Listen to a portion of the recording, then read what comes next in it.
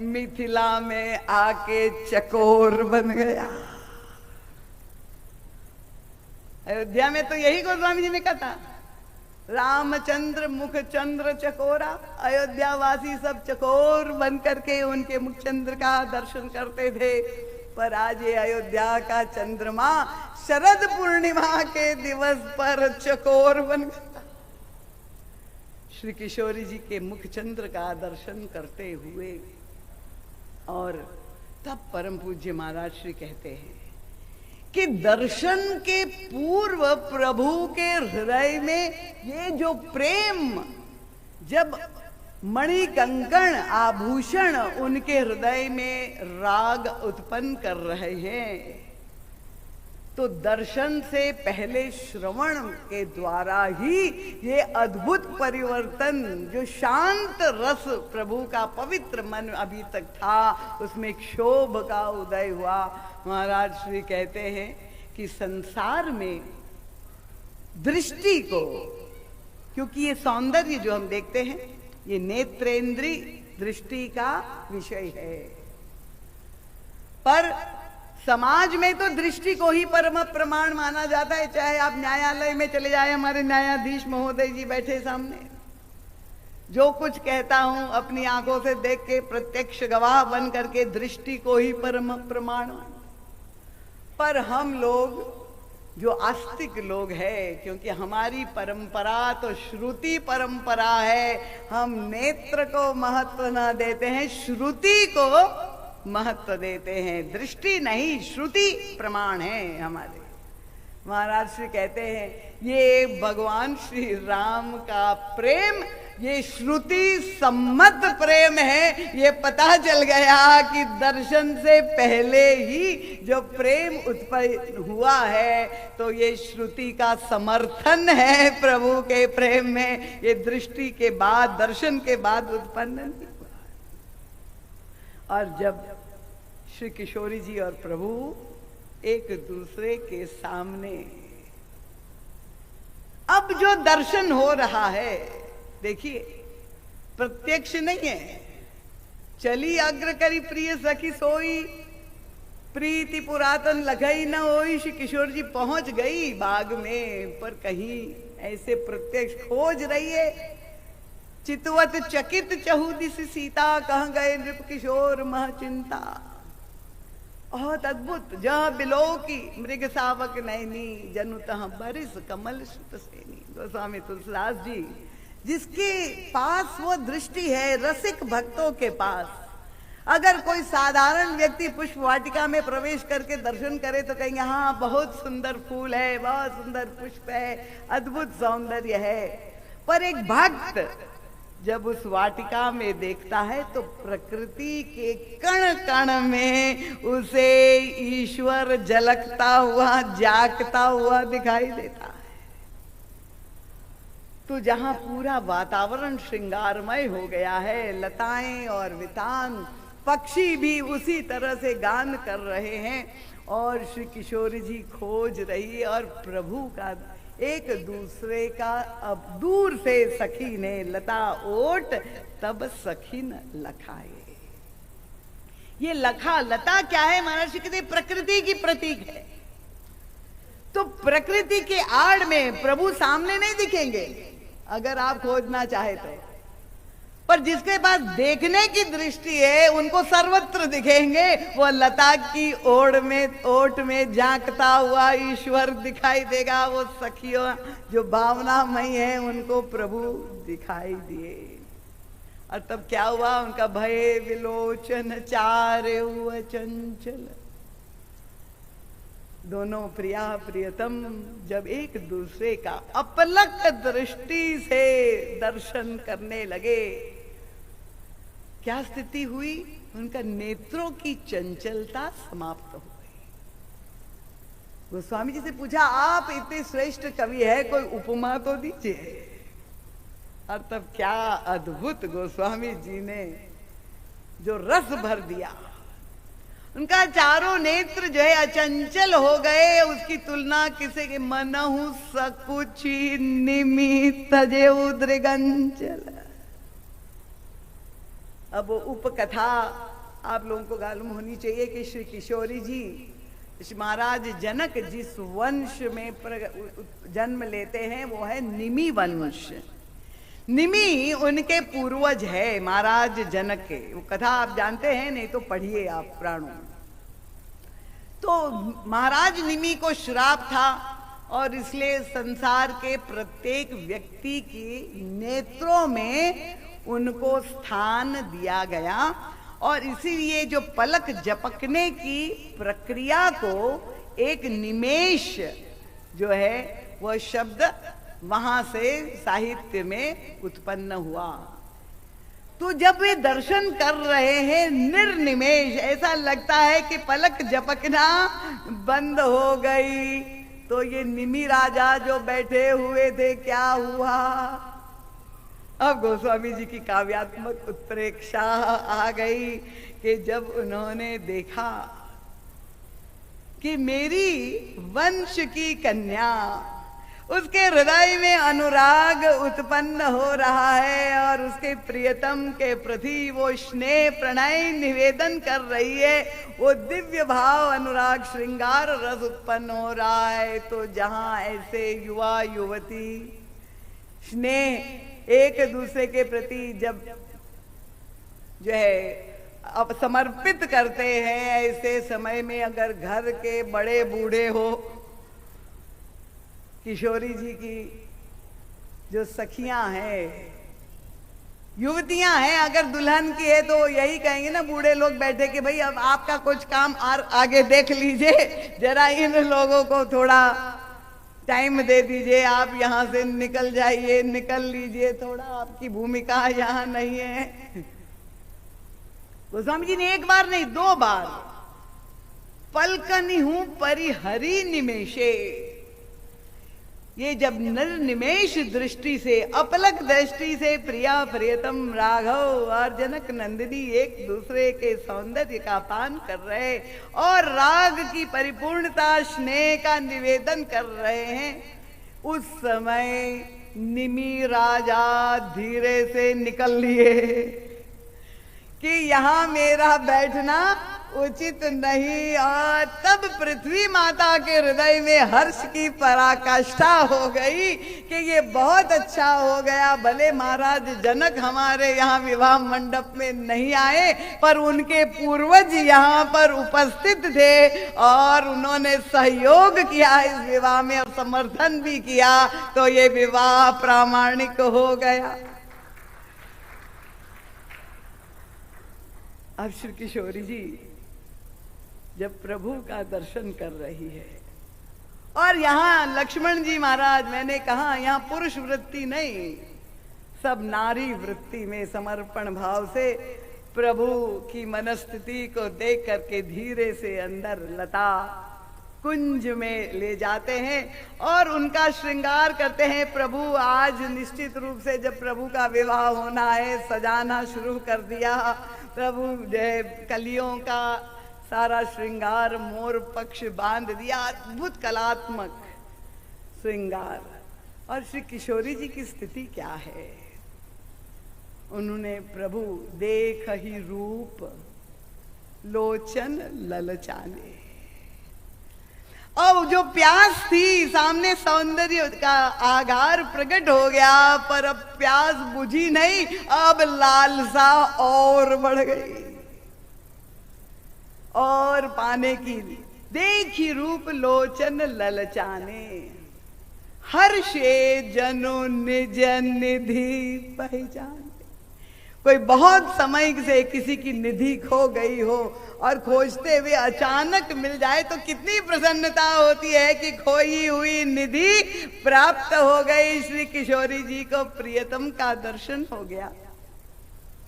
Hershey जनु निज निधि पहचाने, तो यहाँ श्री किशोरी जी के नेत्रों में लालसा है और वहां प्रभु की क्या स्थिति है? उनका करत बतक ही अनुज सन मन सिय रूप लोभान। प्रभु के हृदय में भी लोभ बढ़ रहा है। उनका मुख सरोज मकरंद छवि करई मधुप इव पान। श्री किशोरी जी जिस सुमन की खोज में प्रभु आए थे, जैसा पुष्प प्रभु चाहते हैं, जैसा सुंदर मन प्रभु को आकर्षित करता है, वो सुमन प्रभु को मिल गया। और अब प्रभु क्या बन गए? अभी तक तो चकोर थे, पर अब गोस्वामी जी और महिमा मंडित करते गए, ये तो रसिक भ्रमर बन गए। और भंवरा जैसे फूल पर, पुष्प पर मंडराता है, श्री किशोरी जी के मुख कमल पर वो भ्रमर बन करके रसपान कर रहे, लोभी भ्रमर, वो भी साधारण भ्रमर नहीं। देखिए कैसे रस की प्यास बढ़ रही है, दर्शन करने के बाद और बढ़ गई है प्यास। अब श्री किशोर जी की स्थिति क्या है? गोस्वामी जी ने कहा, थके नयन रघुपति छवि देखे। जब बहुत खोज की हो तो और अंत में वो वस्तु मिल जाए तो व्यक्ति को थकान होती है। और जब थकान होती है तो क्या करते हैं कि व्यक्ति अपनी आंखें बंद करता है कि अब विश्राम कर ले। श्री किशोरी जी ने भी वही किया। थके नैन रघुपति छवि देखे, पलकनी हूं परिहरी निमेशे। और फिर अब क्या किया जाए? प्रभु और किशोरी जी में एक दूरी बनी हुई है। भले वो सामने है, उनका सौंदर्य सामने है, पर श्री किशोरी जी के अब वह दूरी असह्य लग रही है। वो लता जो बीच में आड़ है, वो श्री किशोरी जी को व्याकुल बना रही, वो रत्ती भर दूरी नहीं चाह रही है। और इस दूरी को कैसे मिटाया जाए? जो व्यवधान बनी हुई है, उसके लिए गोस्वामी तुलसीदास जी ने, हमारी मातेश्वरी श्री किशोरी जी ने एक मार्ग हम सबको दिखाया। क्या? उनका लोचन मग राम ही उर आनी, दीने पलक कपाट सयानी। श्री किशोरी जी ने नेत्र के पलकों को बंद कर दिया। ये बंद कर दिया, आप मत कर लीजिएगा। अभी करीब किशोरी जी ने किया है। और वो पलक बंद क्यों की है? महाराज जी कहते लगता बहिरंग रूप से किशोरी जी ध्यान कर रही है। और आजकल ध्यान की बड़ी परंपरा चल पड़ी है। किसी पर हम क्या करते, सुबह उठकर रोज ध्यान मेडिटेशन करते हैं, पर ये ध्यान में रस मिलता है आपको? ध्यान का उद्देश्य क्या है? जो देश काल और व्यक्ति की दूरियां हैं, वो दूरियों को समाप्त करने के लिए व्यक्ति आंख बंद करके और एकाग्र करके उसका ध्यान जब करता है तो वो दूरी, वो व्यवधान जो है समाप्त हो जाता है। तो श्री किशोरी जी और प्रभु दोनों को अब ये दूरी असह्य लग रही है कि अब ये बीच में लता कुंज है, ये सखियां हैं, ये सहन नहीं जा रही है, व्याकुल हो रहे। और तब श्री किशोरी जी ने उपाय निकाला, केवल नेत्रों से। कोई कविता एक दूसरे को न सुनाई, ना कोई वाणी से किया इशारा। किशोरी जी ने केवल प्रियतम की ओर देखकर आंखों आंखों में निमंत्रण दे दिया। हमारे गजेंद्र जी ने भी निमंत्रण दिया, पर खुलेआम दिया। श्री किशोरी जी ने नेत्रों में देख करके निमंत्रण दे दिया, प्रियतम प्रभु आप पधारिए। पर इतना सुकुमार राजकुमार, बीच में ये कठोर पृथ्वी, ये मेरे इतने प्रियतम इसकी भूमि पर कैसे पैर रख सकते हैं? जैसे कोई वीआईपी आते हैं तो हम पलक पावड़े बिछा देते हैं, कहते हैं कालीन बड़े बड़े लाल लाल पुष्प बिछा देते हैं। पर श्री किशोरी जी ने तो क्या बिछा दिया। उनके चरण इतने कोमल है, कहीं भी कष्ट ना हो जाए आने में, तो उन्होंने अपने शरीर में जो सबसे कोमल है वो नेत्र है, किशोरी जी ने अपने नेत्र कमल ही बिछा दिए और प्रभु को ये आमंत्रण दिया कि इस नेत्र के मार्ग पर आप चले आइए। और ये सयानी किशोरी जी है, उसने कहा कि प्रभु इन नेत्र की जो पुतलियां हैं वो काले रंग श्याम है और आपका रंग भी श्याम है, तो आप जब प्रवेश कर जाएंगे तो कोई देख नहीं पाएगा।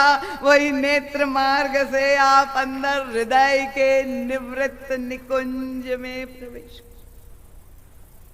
ये प्रभु श्री राघवेंद्र की ये निकुंज लीला है। हृदय के निवृत्त निकुंज में प्रियतम का स्वागत। और गोस्वामी तुलसीदास जी ने आप उपमा बदल दी। उनका अधिक स्नेह देह भे भोरी, शरद शशि जनु चितव चकोरी। अब रिवर्स कर दिया। प्रभु शरद पूर्णिमा के चंद्रमा हो गए और किशोरी जी चकोरी हो गई।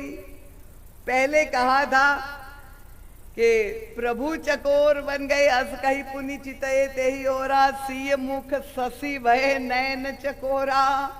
तो गोस्वामी जी से कहा कि भैया आपने उनको चकोर बना दिया और इनको चंद्रमा बना दिया, तो विवाह कैसे होगा?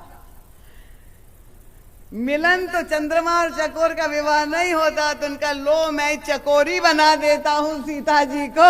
उन्होंने कहा शरद शशि जनु चकोरी। तो अब चकोर और चकोरी का विवाह हो सकता है। श्री किशोरी जी को चकोरी के रूप में भगवान श्री राम का मुखमंडल, शरद पूर्णिमा का चंद्रमा, और तब वो मिलन लोचन मगरा मयूरानी दीनेहु पलक कपाट सयानी। जब प्रियतम अंदर प्रवेश कर गए तो नेत्रों के द्वार बंद हो गए, और जब पलकों के द्वार बंद हो गए तो अब सारे भक्तों की जिज्ञासा और बढ़ गई। अब स्वागत कैसे हुआ? प्रिया जी ने प्रियतम का कैसे स्वागत सत्कार किया होगा बताइए। कालिदास ने तो उद्दाम वर्णन जो है कुमार संभव में किया है, और वेदव्यास जी ने भी भगवान श्याम सुंदर के महारास में वर्णन किया है। आप बताइए ये श्रृंगार जो रस का आप यहाँ प्रस्तुतिकरण कर रहे हैं, तो किस तरह से स्वागत सत्कार हुआ? गोस्वामी जी ने कहा इसको देखने का अधिकारी कोई नहीं है। और एक शब्द के द्वारा उस रस को पराकाष्ठा पर पहुंचा दिया। उनका दीने पलक कपाट सयानी। जब कपाट बंद हो गए, अब भीतर क्या हो रहा है ये आपकी कल्पना पर, रसिज्ञता पर छोड़ देते हैं। कैसे प्रिया प्रियतम का मिलन हो रहा है, आलिंगन हो रहा है, एकाकार हो रहे, श्रृंगार पराकाष्ठा पर पहुंच गया है। वो व्याकुलता, वो आतुरता एक दूसरे को पाने की जो थी, वो भाव राज्य में, वो मनोराज्य में पूर्ण मिलन हो गया, जहां भक्ति देवी और भगवान दोनों एकाकार हो गए। मन रस सिक्त हो गया, डूब गया। अब जो है डूबे से बोले नहीं, एक बार जो डूब गया।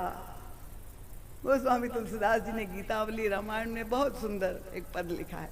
राघव जी श्री सिया जी को नैन मिलिबे को मोद। क्या मधुर कवितावली रामायण में पद लिखा है। राघव जी श्री सिया जी को नैन मिलिबे को मोद, न कहिबे को जोग, पर कछु बात मैंने बनाई है। कहने योग्य तो नहीं है, पर फिर भी मैं कुछ बातें बना रहा हूं, तो हम लोग भी कुछ बातें बना लें।